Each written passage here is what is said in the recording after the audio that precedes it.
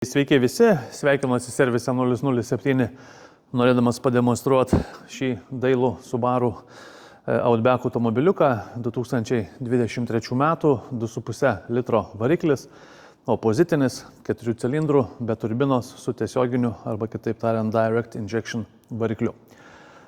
Pakankamai sudėtingas ir komplikuotas technologiškai variklis, įrangų jam vis atsiranda daugiau, vis daugiau tų žmonių ryštasi tiem montavimam. Tai yra ir lenkiškų variantų, jeigu kažkas domitės, galite pasidomėkite ir pliusais, nepamirškite ir minusais pasidomėti, nes ten ir procentas benzino yra gerokai didesnis, nes reikia paminėti, kad šis variklis su tiesioginiu įpurškimu, kaip ir bet koks kitas variklis, kažkokį procentą benzino visą laiką vartos kartu su dujomis. Tai jeigu mūsų sumontuota Prince dujinė įranga tą procentą deklaruoja ir kadangi ir pats asmeniškai vairuoju, ir kolega vairuoja, ir jau klientų esam ne vieną paleidę, galim patvirtinti, kad pagal faktą tai yra 7 iki 10% benzino. Tai netgi įprastame variante tas procentas būna labai panašus su įrangom iš tikrųjų, nes vis tiek benzinas yra naudojamas tam, kad automobilis sušiltų iki tam tikros temperatūros, kada pasileidžia dujos. Tai jeigu tu reiškia tokių vidutinės kelionės trukmių turit pakankamai daug, tai tos sąnaudos to benzino būna labai panašios ir senesniuose Subaru Outbackuose su paprastu MPI varikliu. Tai čia yra lygiai tas pats, tai Princas iki 10% vartoja benzino, kas tikrai leidžia mėgauti, sakykime, ženkliai pigesnių važiavimų dujomis, nei kad važiuotumėt benzinu.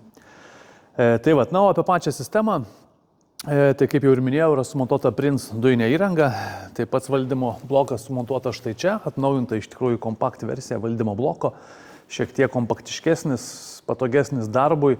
Valdymo blokas, tai nereiškia, kad jis yra kažkuo tai prastesnis ar kažkoks kitoks, tai tiesiog buvo naudojami šiek tiek kitokie valdymo blokai prieš tai, dabar yra atnaujinta versija. Dujiniai purkštukai po 2 kiekvienoje pusėje, sumontuoti Keihin dujiniai purkštukai, specialiai gamykliškas padarytas būtent šiam kolektoriui pagal visus išlinkimus nerūdijančio plieno laikiklis. Dujų reduktorius valdomas elektra, pavadinkim taip, elektrinių vožtuvų esančių viršuje. Štai šitoje vietoje EVP 500, tam, kad būtų nesunku prieiti, jį aptarnauti, gražiai patikimai padėtas, taipogi panaudojant nerūdijančio plieno laikikliuką. Visi darbai, kaip ir matot, variklio skyriuje, aš aišku be abejonės ir daugiau tų nuotraukų padarysiu, pridėsiu fotoalbumą ir nuorodą jį, galėsit pasistudijuoti iš arčiau, tai visi darbai mūsų servise atliekami pagal aukščiausios kokybės standartus. Dujinės įrangos laidynas atrodo identiškai gamykliniam laidynui, vien tik dėl to, kad visi laidai yra sugrupuoti, įvilkti į apsauginės gofras ir tos gofros yra izoliuotos.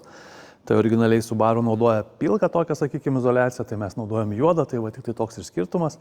Tai įgudusi akis supras, nes čia va, turim pilką izoliaciją, čia turim juodą izoliaciją, sakykime, bet įgudusi akis, aišku, matys, kur yra dujinis įrangos laidynas, o neįgudusi akis galvos, kad čia viskas taip ir gamykliškai turėtų būti.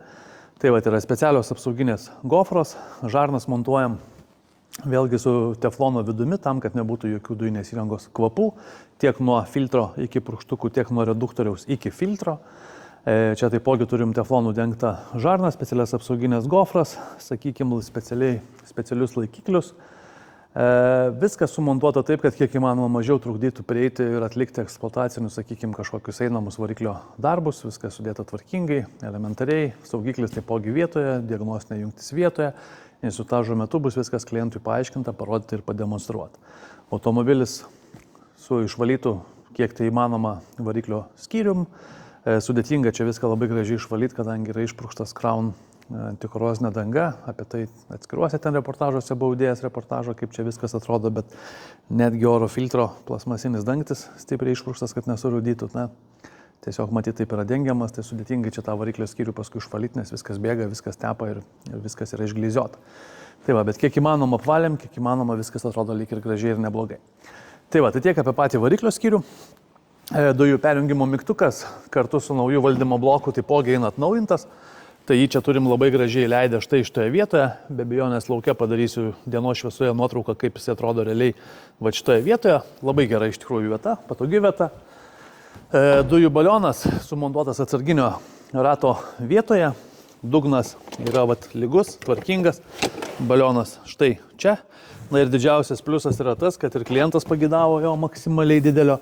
Ir čia turim sumontuotą netgi 98 litrų dujų balioną atsarginio rato vietoje. Tai įsivaizduokit, kiek jau kuro galėsime turėti ir kaip toli galėsim nuvažiuoti.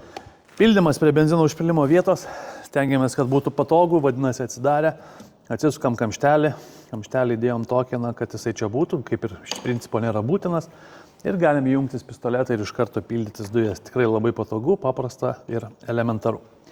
Tai va, tai tiek apie Prince dujinės įrangos montavimą į naujausią Subaru Outback modelį. Jei kažką panašaus vairuojat, ar domitės, ar norit kokybiškų montavimų, sprendimų, kreipkitės, mielai padėsim. Ačiū.